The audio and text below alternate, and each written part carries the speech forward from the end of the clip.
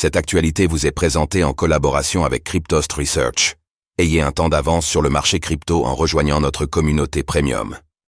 ETF Solana, SOL. Malgré les rumeurs, VanEck confirme qu'ils sont toujours d'actualité. Ces derniers jours, les formulaires 19B4 des ETF Solana de VanEck et 21Shares ont été retirés du site web du CBOE.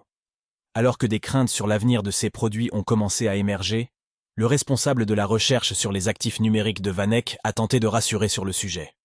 Que dit-il ?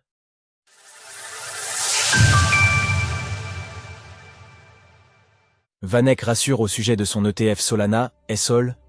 Après l'approbation des ETF Bitcoin, BTC, et Ethereum, ETH, Spot aux États-Unis, une part de la communauté souhaiterait voir des ETF Solana, SOL, arriver à leur tour sur le marché. Si certains, comme BlackRock pour le moment, voient peu d'intérêt à lancer un tel produit, étant donné que les investisseurs institutionnels sont surtout intéressés par le Bitcoin, ce n'est pas le cas de tous les gestionnaires d'actifs. Ainsi, VanEck a ouvert le bal en devenant le premier gestionnaire de fonds à déposer sa demande auprès de la Securities and Exchange Commission, SEC, en juin dernier.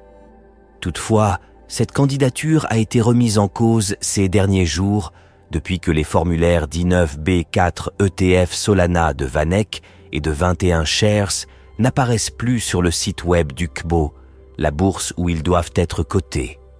Alors que des craintes se sont ainsi fait sentir au sujet de l'avenir de ces ETF, Matthew Siegel, le responsable de la recherche sur les actifs numériques de VanEck, a tenté de rassurer sur le sujet. Il rappelle ainsi que les formulaires 19B4 dépendent des plateformes, mais que du côté de VanEck, un ETF Solana est toujours au programme. Certains ont remarqué que le 19B4 de l'ETF VanEck Solana a été supprimé du site web du CBOE. N'oubliez pas que les bourses comme le Nasdaq et le CBOE modifient leurs règles, 19B4, pour coter de nouveaux ETF. Les émetteurs comme VanEck sont responsables du prospectus, S1. Le nôtre reste en vigueur.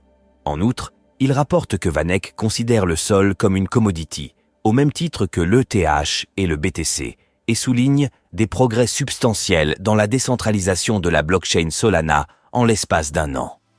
Pour l'heure, la SEC dispose d'un délai de 8 mois pour donner son feu vert ou reporter sa décision vis-à-vis de CETF.